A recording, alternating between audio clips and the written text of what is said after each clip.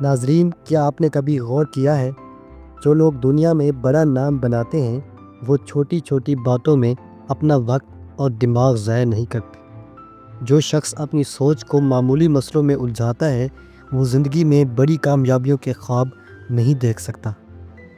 تو سوال یہ ہے، بڑے لوگ آخر کیسے چھوٹے مسئلوں کو نظر انداز کر کے آگے بڑھتے ہیں؟ یاد رکھیں، عام لوگ ہر وقت دوسروں کی باتوں، چھوٹی چھوٹی پریشانیوں اور غیر ضروری جھگڑوں میں الجھ کر اپنی زندگی کا قیمتی وقت برباد کر دیتے ہیں، جبکہ بڑے لوگ اپنے فوکس کو بکھرنے نہیں دیتے۔ وہ جانتے ہیں کہ ہر بحث کا جواب دینا ضروری نہیں، ہر الزام کو کلیئر کرنا ضروری نہیں، اور ہر بات پر رد عمل دینا ذہنی کمزوری ہے۔ یہی فرق ایک عام انسان اور ایک عظیم انسان کے بیچ دیوار بناتا ہے۔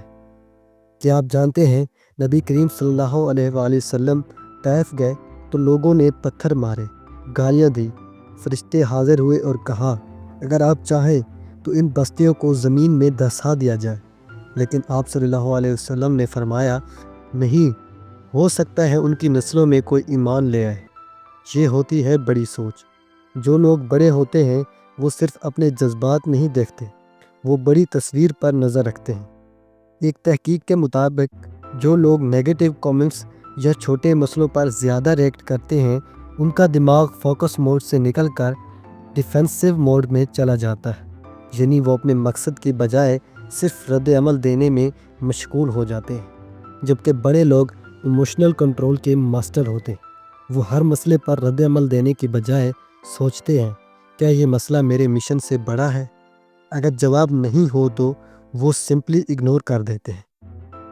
ہم سب کی زندگی میں چھوٹے چھوٹے مسئلے آتے ہیں، جیسے کسی کا آپ پر کمنٹس کر دینا، فیک نیوز پھیلانا یا آپ کی تعریف نہ کرنا، لیکن اگر آپ ان سب باتوں میں الجھ گئے تو آپ کا دماغ کامیابی کی سوچ سے ہٹ جائے گا۔ آج سے یہ عہد کریں، چھوٹی باتوں پر ریئیکٹ نہیں کرنا، اپنی انرجی صرف اپنے گولز پر لگانی ہے، اپنی ویلیو خود بنانی ہے، دوسروں کی اوپینین سے نہیں۔ اگر آپ نے یہ 3 باتیں پکڑ لیں تو دنیا کی کوئی طاقت آپ کو کامیاب ہونے سے نہیں روک سکتی۔ اگر آپ کو یہ ویڈیو پسند آئی ہو تو کومنٹس میں لکھیں میں بڑا سوچنے والا انسان ہوں، تاکہ دنیا کو پتہ چلے کہ آپ چھوٹی باتوں میں نہیں الجھنے والے۔ برائٹ تھنکنگ کے ساتھ ملتے ہیں اگلی ویڈیو میں۔ السلام علیکم۔